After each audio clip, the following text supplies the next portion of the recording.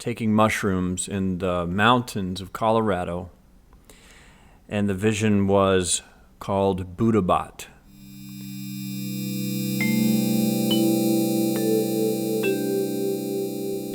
Hello, how are you? Thank you for tuning in to Malan DTV. My name is Malan Darras. It's Monday, March 28th, 9:54 in the morning. I have some sparkling water and some coffee here and some extra energy, so I thought I'd tell a little story about a vision I had one time taking mushrooms in the mountains of Colorado, and the vision was called BUDDHABOT. And this story is set probably 10 years ago. I'm 41 now. I was probably 30 years old at the time, which puts at, let's say, 2003, 2004, or 2005 kind of area. I was living in Tulsa, Oklahoma. I had gotten into computers at this time. I hadn't really started making money online yet, but I had figured out how to do web design and that you could get paid for that. And so I started doing web design and music. Those became my two paths. It was an interesting time because for all of my life, all I wanted to do was play music. All I thought I could do to make a lot of money and be successful, all I thought I could do was play music. I didn't know I could do anything else. Then I found computers and the internet after getting out of jail, which I talked about in another story. It's called the Johnson County Jail story. But after I got out of jail, I discovered the internet, learned how to use Photoshop. My little brother Zach was playing around with Photoshop at the time, and he showed me the basics, and we were both building HTML websites and doing graphic design for fun. I was older, and I needed a job, and I found a way I scored a job with no skills. I just lied my way through the interview. Found a job with a local internet service provider in a very small town in Oklahoma, helping people get online with dial-up modems. And then I flipped that into becoming their web designer. And then I flipped that into becoming their marketing director, a position I just made up. And then I took that marketing director title and moved to a bigger city, Tulsa, Oklahoma, and found a job working at an interactive marketing firm. This is, 2003, 2004. CD-ROMs were big, and these guys were doing interactive CD-ROMs. It was brand new. And they were doing it for bands, for businesses, for all kinds of people. And I got hired there as a web designer guy. And I think my salary there in the beginning was $24,000 a year. And to me, that was like $1 billion a year. That was more money than I had ever made. It was working for a cool company. I was 27, and I think I was the oldest guy in the company. So it was a cool kind of a startup vibe. Everybody was young. Everybody drank and partied and was cool. And then we did a lot of cool creative work. And it started to become a real passion, just like music had become earlier in my life. And I started splitting my time. I was designing half the time and I was doing music half the time. And over time, I fell in love with websites so much that I actually liked working on our band's website more than playing the shows. Like, I liked putting the show dates on the site just to see them all in a line. I loved the look. I just fell in love with the design, like the listing. But then I'd have to go play the shows. I'd be like, damn it. So I started to feel myself being pulled in two directions. And the company that I worked for, the guys were, like I said, really cool. We were all good friends. We were young. We were partying. We were having a great time. And they were very cool with me being in a band and needing to go on the road sometimes for a weekend. Maybe I'd miss a Thursday, Friday. But this particular time, I needed to go. We were going to go on tour in Colorado for several weeks, 2 or 3 weeks. We had signed a deal with a national booking agency out of Colorado.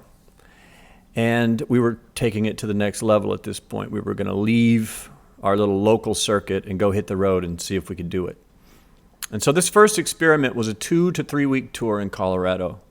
And the guys at my day job were very cool. They said, yeah, you take the time, go for it, have a blast. The guys, the CEO and president of the company used to come to our shows and dance on tables and drink. And they were younger than me. Like, we had a blast. They said, yeah, man, just, stay out of trouble, have fun. When you come back, there'll be lots of work for you to do. I said, okay, cool. So me and the band, this was Rewake. a band that I had for 8 or 9 years. Went through several lineup changes, but at this point we had a really solid lineup of myself, a guy named Paul Carlskint, who goes by the name Paul Benjamin now in Tulsa, and is doing really well there, doing a solo band, and just amazing guitar player. We had a bass player, Eric, who was a jack of all trades, like a real blessing for the band. He was our driver. He would drive the van for 20 hours at a time with no sleep. He was crazy like that. He would load in gear, more than his own gear. He'd load in everyone's gear. He was just very helpful. If the van blew up, he knew how to fix it. We'd pull over. He'd do a bunch of crazy stuff in the engine. It would work again. He would carry me when I was too drunk to get in the van, and he'd like take care of me and load me in the car and stuff. And he was just a good guy. And then we had a drummer, Jason. And Jason was newer. He was the newer guy in the band. We had replaced another guy with him. And then things really started to take off. Once Jason came in the group, we signed this national booking deal. We started writing new songs, and we were looking to become a real touring band. And this was our first shot. So we're in the van, taking off out of town, having a blast. We're just so excited to go. This has been my dream since I was a kid, just to be able to go on the road, play shows, and make enough money to survive. That was it. To be free, to get to play music every night. I wanted to play 7 nights a week for $100 a night. I didn't give a shit. As long as we could eat, put gas in the van, and play music. That's all we cared about. That's all I wanted to do. And we were doing it. We had a blast, man. We drove that van to Colorado, started playing our shows, and these were all kind of hippie jam band type of clubs.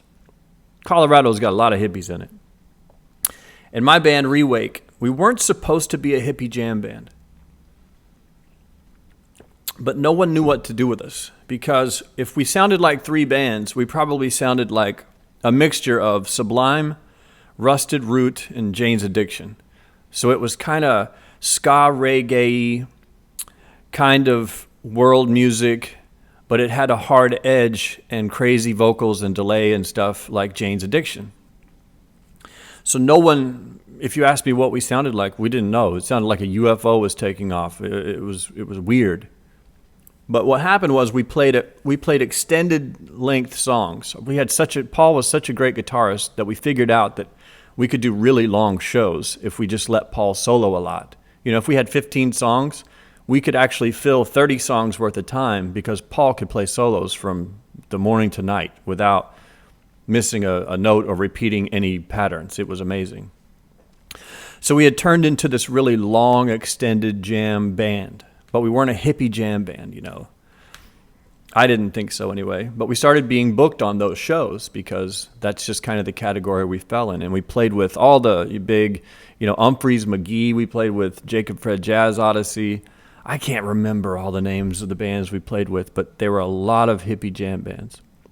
So we were booked in these hippie clubs, type of clubs, which was great because that scene, those people are really into music. They get drunk, they get stoned, they dance, they love the music. Rarely ever do you get a fight like a metal club or a metal scene. Rarely ever do you get a fight like a fist fight. So we start playing these shows in Colorado, and man, we're having fun. We're drinking in the daytime and exploring Colorado. Then around 6 o'clock, we load into a club somewhere, you know, and set up our gear, sound check. And then by 9 or 10 o'clock, we're playing, and we go till 2 in the morning. So it's just a wild marathon, a 4-hour show with a couple breaks. And we're just drinking, having the time. We're out of town. We don't know anyone. We're meeting new people. We're picking up girls. We're having just a blast.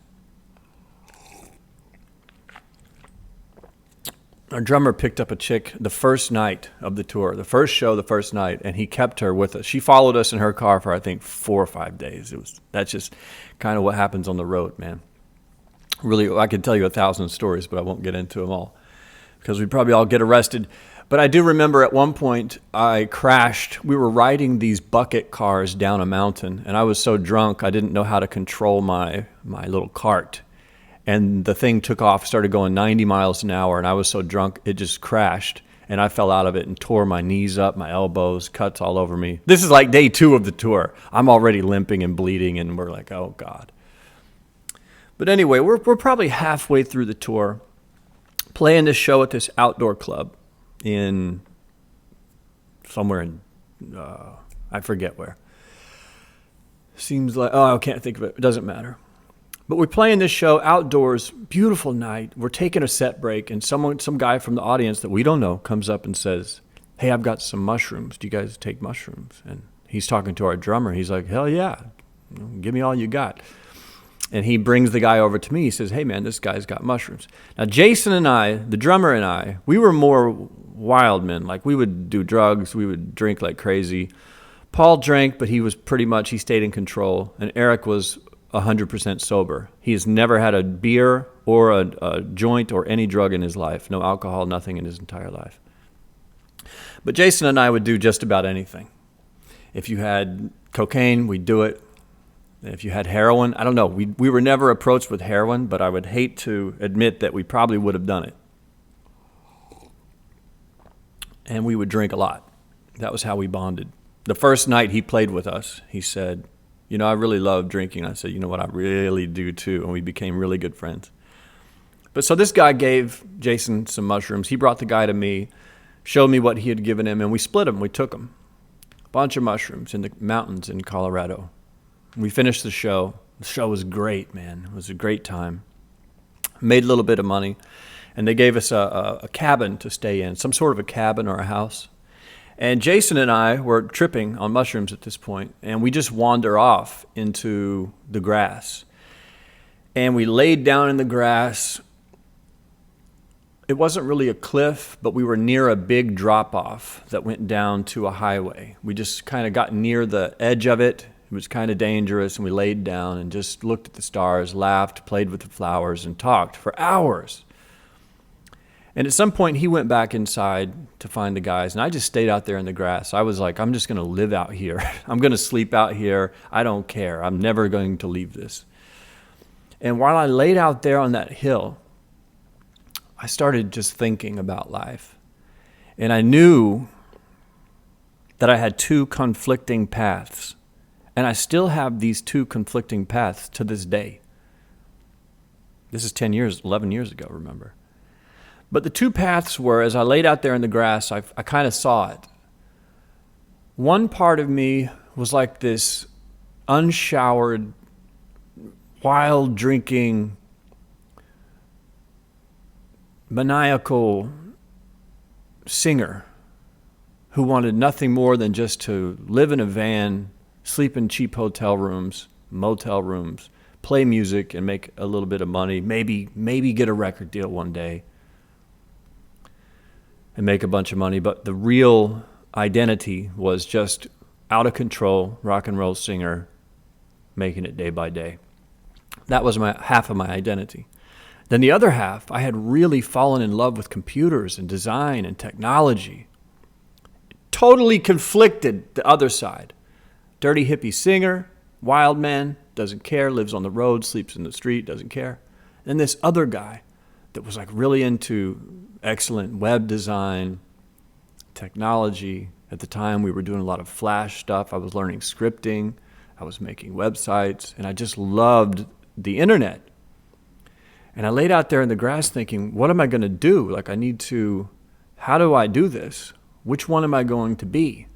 I think a lot of people have that feeling. You know, maybe you have 2 things that you're interested in, and everyone says you need to pick one thing and focus on it. So I was like, what am I going to do?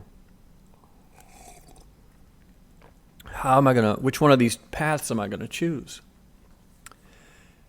And so I started really thinking about it. And you know, when you're on mushrooms, your brain's all over the place. You can see the energy of the universe and the air. You can see what connects us all. Your brain opens up. You can see the future, the past, you know, all kinds of crazy stuff. And in my brain, I saw this vision of BUDDHABOT. And BUDDHABOT was a combination of the 2 things that I was identified with at the time. BUDDHABOT. Buddha was the hippie, peaceful guy on mushrooms that just wanted nothing more than to drive around the country in a van and Didn't really care about money. I just wanted to have drinks and music and freedom. That was the Buddha side. And then the bot side was this computer nerd, total scripting geek, web design guy who was going down a totally different path than the Buddha side. So there was Buddha and there was bot. It was like a Buddhist and a robot. The Buddhist represented the free spirit lifestyle, and the robot was the technology nerd that I was becoming. Put them together, you get BUDDHABOT. I laid out there just going BUDDHABOT over and over. Like it just stuck in my head for the whole rest of the tour. Every night, every day, all the shows, I was thinking BUDDHABOT. I'm a Buddhist robot. I'm a hippie technology. I'm a punk rock computer nerd. Like it was just these two sides. And I thought BUDDHABOT kind of covers both. That encapsulates me at this point in my life. And so the tour ended. We played for several weeks. We just had a blast. We drove back to Tulsa. Everybody went to sleep, let the weekend happen. And then Monday, I was right back to work. I had just had this amazing experience, drinking and getting high, playing music every day. And then I went back into not a corporate environment, but a day job, a 9-to-5 office where we had clients and, everyone looked nice and took showers. It was the total opposite. But I took the guys from the company that owned the company to the side and I said, hey, I have this idea called BUDDHABOT. And I'd like to use some company time. I explained to them what it was. And I said, I'd like to use some of my time here to make it into a website, like a really crazy flash website that I think is going to draw some attention to us because it's going to be incredible, the idea that I have. And they were kind of like, what? Okay. They were usually really cool with me, and they knew I was a little strange and that I kind of partied, quote unquote, partied a little bit on the weekends. But luckily they said, okay, cool, do it. So I built this site called BUDDHABOT. We turned it into a portfolio site for our creative agency, like a separate site from the corporate site. This was just the creative team's portfolio. And I built it out, and the website was awesome for the time, I thought. It had all kinds of cool stuff. It said when you came to the site, it was animated, and my voice came on and said, I am BUDDHABOT, or something like that. And then there was this cool whole Flash website. And it ended up winning some Flash awards. Like if you guys were around back in the day, there were things called like the FWA awards and the Flash Side of the Day awards. And those were big deals. To me, those were like the rock stars. It was like having a song on the charts if you got a website listed on one of those award sites. And BUDDHABOT started winning things. And I was listed on all kinds of showcases and all kinds of stuff. And it turned out to be really cool. And it was kind of like, it was based on this vision that I had in the mountains of Colorado, high on mushrooms, wondering what I'm going to do with my life, And it turned into like an award-winning Flash website. An award-winning Flash website. And the site no longer exists. BUDDHABOT is long gone. I think we actually had BUDDHABOT.com. I don't even know. I'll have to look. If it's not registered, I'm going to register it before I upload this video. But I'm pretty sure we had the domain name. And the company owned it. I didn't own it, which was fine. Saved me $4. But the interesting thing is that I still, to this day, and I'm wondering, I wonder if you are too. I wonder if you feel this too. But to me, I still feel it to this day. I don't know which path I'm supposed to be going down or that I should be going down.